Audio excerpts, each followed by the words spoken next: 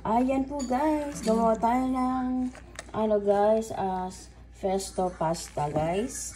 Kaya lang hindi natin nasunod yung ano guys, pasta kasi wala tayong mahabang pasta. Ito na lang ang ating ano guys, available po yung ito. Simple lang to guys. Nagisa lang po tayo ng bawang sibuyas dito guys.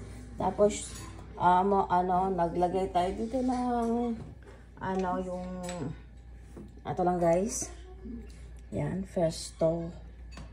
Ayan, herbs yan. Mga herbs lang nilagay po natin dyan guys. Tapos bawang sibuyas, magic sarap, asin, ganyan lang po yan guys. Ayan. Hindi lang kadali yan ginawa po natin. Ayan po guys, pwede na yan. Ayan, ready to serve na po yan guys. Tara guys, kain na po tayo. Thank you guys for watching. Just like, share, and subscribe. Bye!